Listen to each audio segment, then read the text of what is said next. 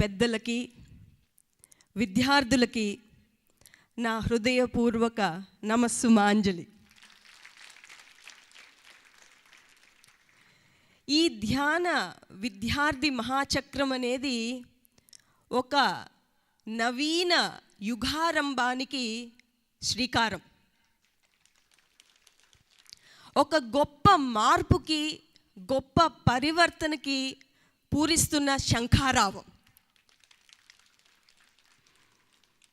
మరి ఇంత చక్కగా ఇలా వేల సంఖ్యలో మీరందరూ కూడా ఇక్కడికి వచ్చి ఇలా కూర్చుని వింటూ ఉంటే నాకు మీ అందరిలో ఒక బుద్ధుడు, ఒక కృష్ణుడు, ఒక జీసస్ క్రైస్టు అందరూ మహానుభావులు వచ్చి ఇక్కడ ఈ కార్యక్రమానికి హాజరు అయినట్టుగా నాకు అనిపిస్తోంది. మరి ఒక్కసారి మీలో ఉన్న ఆ గొప్ప బుద్ధుడికి, కృష్ణుడికి, జీసస్ క్రైస్ట్కి అందరికీ కూడా ఒక్కసారి మనం గట్టిగా చప్పట్లు కొట్టుకుందాం.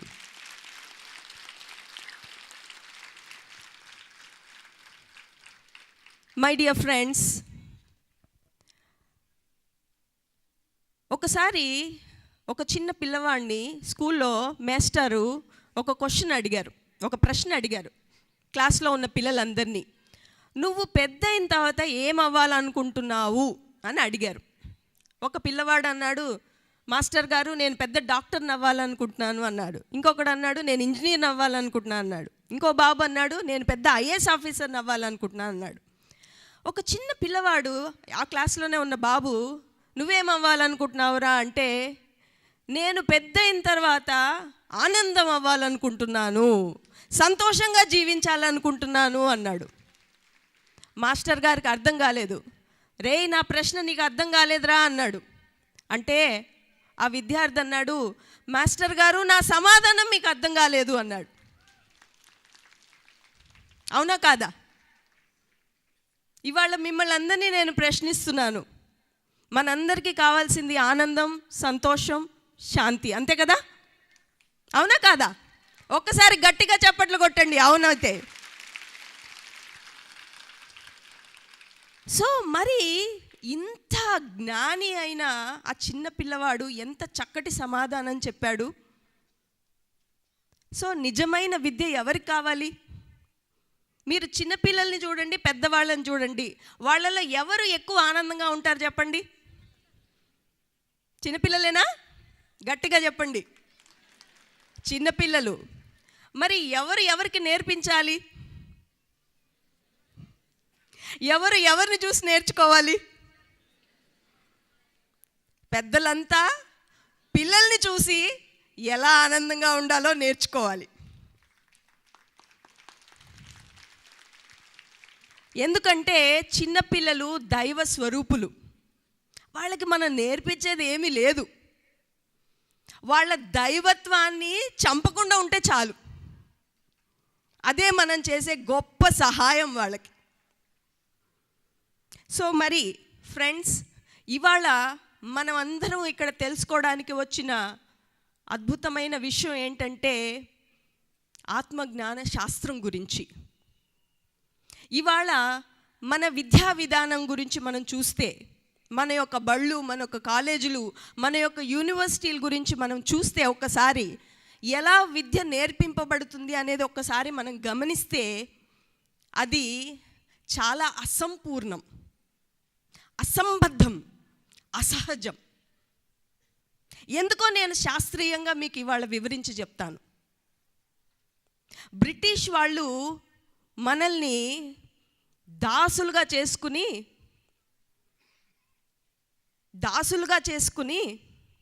వాళ్ళు పెత్తనం చెలాయిస్తూ వెళ్ళేటప్పుడు మనకి వాళ్ళకి సంబంధించిన ఈ విద్యా విధానాన్ని మనకు వదిలిపెట్టి వెళ్ళారు. ఎందుకంటే వాళ్ళు వెళ్ళిపోయిన తర్వాత కూడా మనం దాసులుగానే ఉండాలి.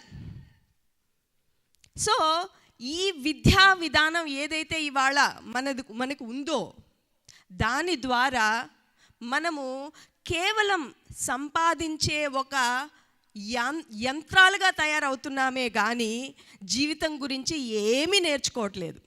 అవునా కాదా? అవును అయితే గట్టిగా చప్పట్లు కొట్టండి.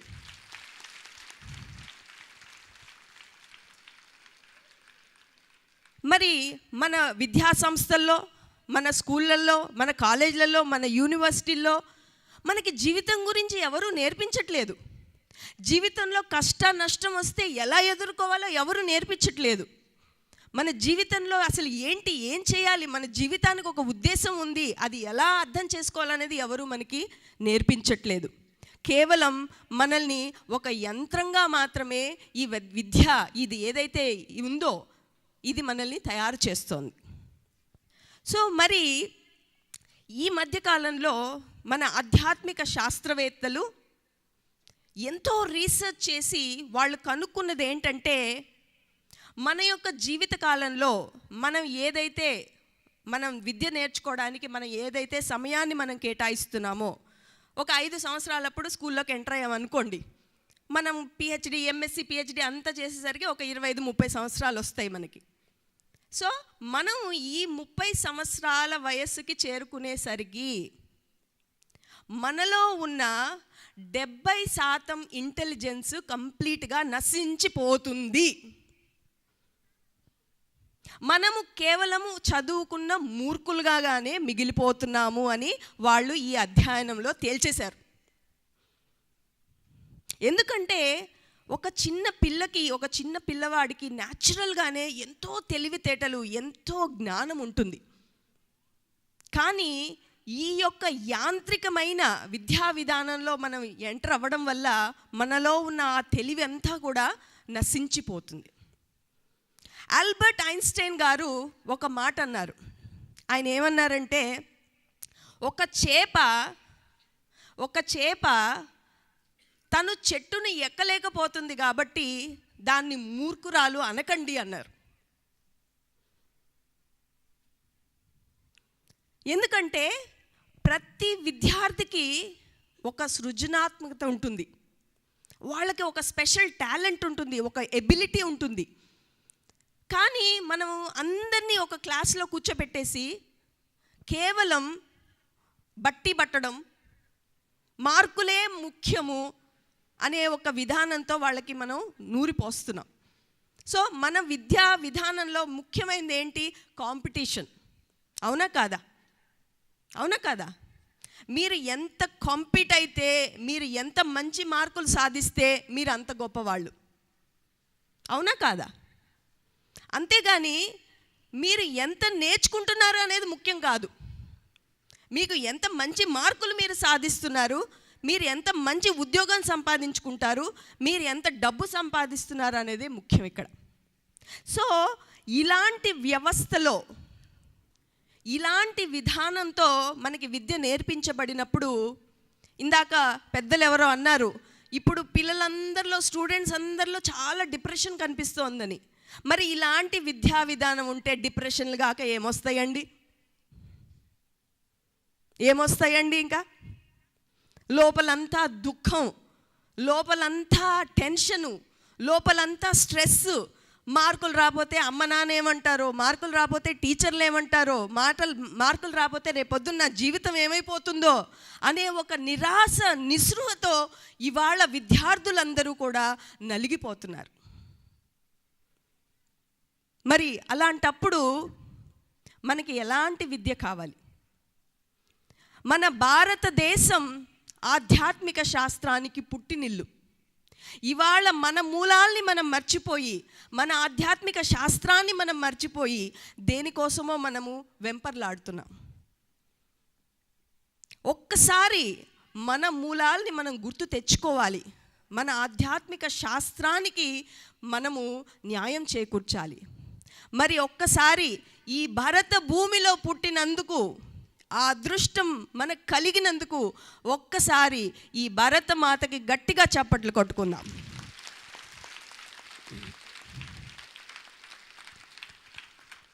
సో మరి స్కూళ్ళల్లో మొదటిది కాంపిటీషను. ఆ కాంపిటీషన్ వల్ల ఏమవుతుందంటే మనలో ఎన్నో గాయాలు కలుగుతున్నాయి. ఇప్పుడు నాకు ఒక మంచి మార్కులు రాలేదనుకోండి, నేను జ్ఞానం సంపాదించాను కానీ నాకు మంచి మార్కులు రాలేదు. ఆ రాలేనందువల్ల నేను తక్కువ అనే భావం నాలో కలుగుతుంది. అవునా కాదా? ఎక్కువ మార్కులు వచ్చిన వాడికి నేను అందరికంటే ఎక్కువ అనే భావం కలుగుతుంది. సో మరి ఈ ఎక్కువ తక్కువలు అనే భావం ఉన్నప్పుడు, నేను తక్కువ అనే భావం మనకు కలిగినప్పుడు, ఆ భావము మన జీవితంలో నిరంతరం మనల్ని వెంటాడుతుంది. ఎందుకంటే ఒక అతను మా దగ్గరకు వచ్చారు. ఆయనకి సుమారు 40-45 సంవత్సరాలు ఉంటాయి. పెద్ద ఐఏఎస్ ఆఫీసర్ అయ్యారు, చాలా డబ్బులు సంపాదించారు జీవితంలో. కానీ ఆయనకి ఎక్కడో ఒక నిరాశ, ఒక అసంతృప్తి. ఎందుకు ఇలా ఉంది? నేను అన్నీ సాధించాను నా జీవితంలో, చక్కగా గొప్ప ఐఏఎస్ ఆఫీసర్ని అయ్యాను, అన్నీ అయ్యాను, కానీ ఎందుకు ఈ నిరాశ ఉంది అని ఆయన మా దగ్గరికి రావడం జరిగింది.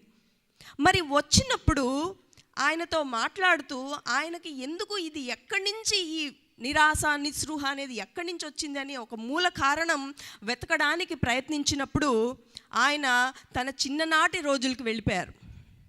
చిన్ననాటి రోజులకు వెళ్ళినప్పుడు ఆయనకి చిన్నతనంలో ఒక పెయింటర్ అవ్వాలని ఒక కోరిక ఉండేది. ఎందుకంటే చాలా చక్కగా ఆ చిన్నపిల్లవాడు ఛాయాచిత్రాలు గీసేవాడు, పెయింట్ చేసేవాడు. మరి తల్లిదండ్రులకి చెప్పాడు, అమ్మ నాన్న నేను ఒక చక్కటి చిత్రకారుని అవ్వాలనుకుంటున్నాను అంటే, మరి తల్లిదండ్రులు ఏమన్నారంటే, నువ్వు ఒక చిత్రకారుడు అయ్యి రోడ్డు మీద బొమ్మలు గీసుకుంటావా, అడుక్కు తింటావా, రేపొద్దున డబ్బులు ఎలా వస్తాయి నీకు అని చెప్పి, దీనివల్ల నీకు ఎటువంటి ఉపయోగం ఉండదు, నువ్వు బాగా చదువుకుని మంచి మార్కులు సంపాదించి మంచి ఉద్యోగం తెచ్చుకుని మంచి డబ్బులు సంపాదించాలి, అప్పుడే నువ్వు ఆనందంగా ఉంటావు, ఇవన్నీ పనికిరాని కళలు అని చెప్పి ఆయనలో ఉన్న ఆ సృజనాత్మకతని, ఆ కళని నొక్కి పడివేయడం జరిగింది. మరి ఆయనకేమో అది చాలా ఆనందాన్ని ఇచ్చే పని ఆ కళ. కానీ అలా ఎప్పుడైతే జరిగిందో ఆ చిన్నపిల్లవాడు ఆ కళని కంప్లీట్గా పక్కన పెట్టేసి ఇంకెంతసేపు చదువుకుంటూ మార్కులు తెచ్చుకుంటూ గొప్ప ఐఏఎస్ ఆఫీసర్ అయ్యి తన తల్లిదండ్రులకి సంతోషం తెప్పించాడు, సమాజానికి సంతోషం తెప్పించాడు, కానీ తనలో ఉన్న సంతోషాన్ని సంపూర్ణంగా కోల్పోయాడు. సో ఫ్రెండ్స్, అలాగా ఎన్నోసార్లు మన తల్లిదండ్రులు ఒక్కొక్కసారి తెలియక వాళ్ళు మనల్ని ఏదో అనడం వల్ల కానీ, స్కూల్లో మనల్ని ఒక్కోసారి మాస్టర్లు శిక్షించడం వల్ల కానీ మనలో ఎంతో న్యూనతాభావం అనేది ఒకటి ఏర్పడిపోతుంది. నేను ఎందుకు పనికిరాను, నేను అందరికంటే తక్కువ, నేను హీనం అనే ఒక భావం మనలో ఏర్పడిపోతుంది. సో అది ఎప్పుడు కూడా మనం చేయకూడదు. ఎందుకంటే ప్రతి విద్యార్థి కూడా they are special, they are beautiful, they are unique. ఎందుకంటే ప్రతి ఒక్కరిలో కూడా ఒక కళ ఉంటుంది, ఒక టాలెంట్ ఉంటుంది, ఒక స్పెషాలిటీ ఉంటుంది. అది మనం గుర్తించి వాళ్ళని ఎప్పుడు కూడా వాళ్ళు వెన్ను తట్టి వాళ్ళని ప్రోత్సహించాలి. మరి సచిన్ టెండూల్కర్ గారి నాన్నగారు చిన్నప్పుడు అతన్ని ప్రోత్సహించి ఉండకపోతే ఇవాళ మనకు అంత చక్కటి బ్యాట్స్మెన్ మనకు ఉండుండేవారా? ఒక్కసారి గట్టిగా చప్పట్లు కొడదాం. సో ఇవాళ నాకు ఈ చిన్న కథ గుర్తొస్తోంది. ముల్లా నస్రుద్దీన్ అని ఆయన దగ్గర ఒక గాడిద ఉండేది. ఆ గాడిద చాలా ముసలిదైపోయింది, ఇంకెందుకు పనికిరాదనమాట. సో అప్పుడు ఈ ముల్లా నస్రుద్దీన్ అనే ఆయన భార్య ఏం చెప్పారంటే, ఈ గాడిద ఎందుకు పనికిరాదు, దీన్ని తీసుకెళ్ళి అమ్మేసేయి, ఏదో ఒకటి వస్తుంది, ₹1-2 వస్తాయి, అది బెటరు దీన్ని ఊరికే మేపే బదులు అని చెప్తే, ఆయన తీసుకువెళ్ళి ఒక సంత జరుగుతూ ఉంటే అక్కడ దాన్ని అమ్మడానికి ప్రయత్నించాడు. సో ఆ కొనేవాడు ఏమన్నాడంటే, ఇది ఎందుకు పనికిరాదు, చాలా ముసలిది అయిపోయింది, మేబీ ₹1 ఇస్తాను అంటే, సరే ఏదో ఒకటి ఆ ₹1 ఇచ్చేసే అన్నాడు. సో ఆ ₹1కి అమ్మేశాడు. అమ్మేసిన తర్వాత ఈ కొన్నతను ఏం చేశాడంటే, ఆ గాడిదని తీసుకెళ్ళి ఒక పెద్ద రాయి మీద నిలబెట్టి వేలం పాట పాడడం మొదలుపెట్టాడనమాట.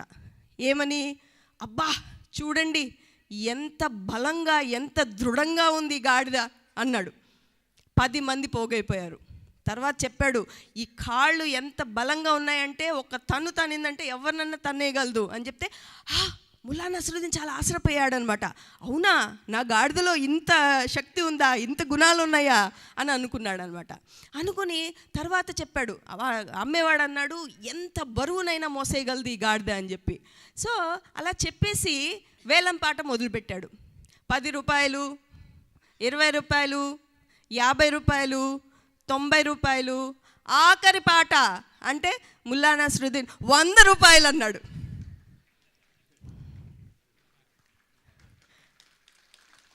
అతను అమ్మిన గాడిదని అతనే 100 రూపాయలు కొనుక్కుని వెళ్ళాడు. అంటే ఇక్కడ అర్థం ఏంటంటే మనలో ఉండే శక్తిని మనం గుర్తించట్లేదు. ఇతరులు చెప్తే కానీ మనలో ఇంత శక్తి ఉంది, ఇంత తెలివి ఉంది అని మనము గుర్తించలేకపోతున్నాం. సో మై డియర్ ఫ్రెండ్స్, మీరందరూ ఇక్కడ గుర్తించాల్సింది ఏంటంటే మీరందరిలో కూడా ఆ శక్తి ఉంది. మీరందరూ కూడా ఎంతో జ్ఞానులు, మీరందరూ కూడా ఎంతో తెలివి పరులు. అది మీరు గుర్తించాల్సిన అవసరం ఎంతో ఉంది. మీకు అందరూ మీ జీవితంలో అందరూ చెప్పినవన్నీ అబద్ధాలే. నువ్వెందుకు పనికిరావు, నువ్వు ఉట్టి శుద్ధ మొద్దువి, నీకేమీ చేత కాదు అని ఎవరైనా మీకు ఏదైనా చెప్పుంటే అది శుద్ధ అబద్ధం. అసలైన నిజం ఏంటంటే మీలో శక్తి ఉంది, మీలో జ్ఞానం ఉంది, మీలో తెలివి ఉంది. అది మీరు గుర్తించి మీరు దాన్ని బయటికి తీసుకురావాలి. మరి అది గుర్తించి తీసుకురావడానికి మీరందరూ సిద్ధంగా ఉన్నారా? కొంతమందే సిద్ధంగా ఉన్నారు. Very good my dear friends.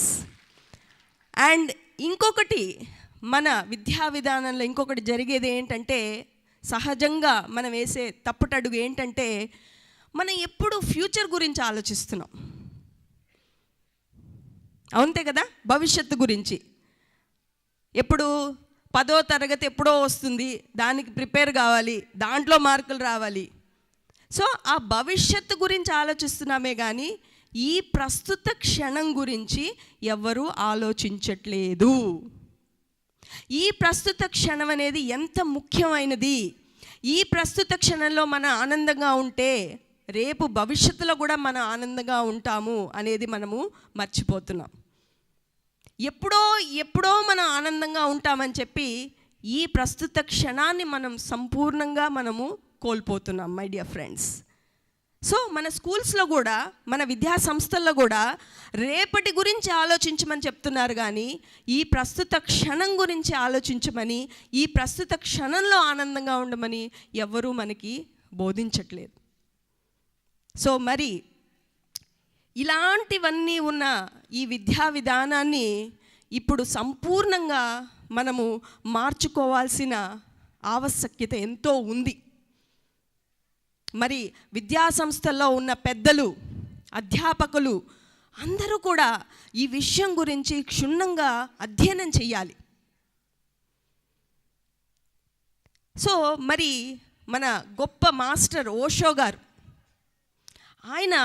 ఆయనకు ఒక కళ ఉండేది. ఒక కళ, ఎలాంటి కళ అంటే ఈ విద్యా సంస్థలు, ఇప్పుడున్న విద్యా సంస్థలు, ఈ విద్యా విధానం అంతా కూడా మూతపడిపోవాలి,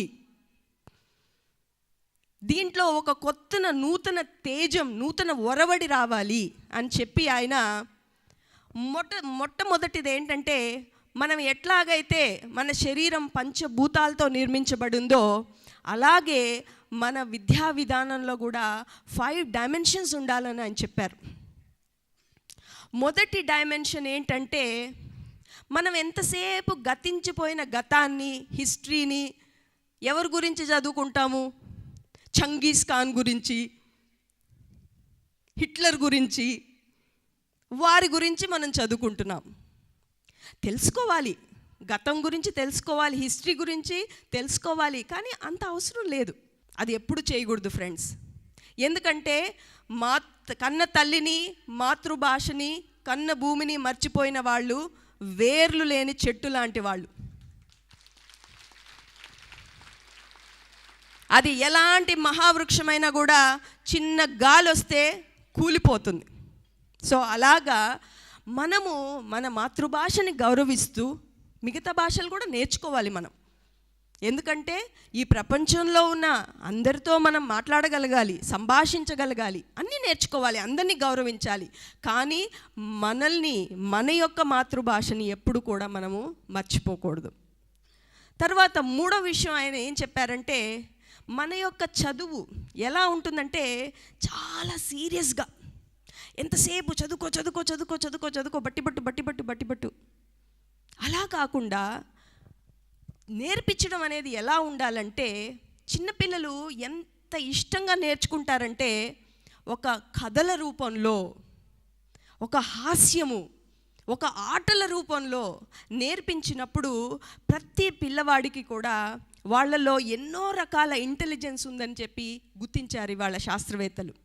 కానీ మన స్కూల్స్లో, మన విద్యా సంస్థల్లో కేవలం మనం లాజికల్ ఇంటెలిజెన్స్ అనేది ఒక్కటే మనం డెవలప్ చేస్తున్నాం.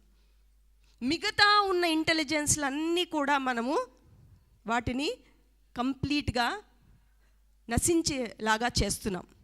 సో ఎప్పుడైతే ఒక విద్యా సంస్థలో బోధన ఇలా కథల రూపంలో, ఆటల రూపంలో ఉంటుందో, పిల్లలు ఎంతో చక్కగా గ్రహించి ఏదైతే నేర్చుకోవాలో దాన్ని వాళ్ళు సంపూర్ణంగా నేర్చుకోవడం జరుగుతుంది ఫ్రెండ్స్.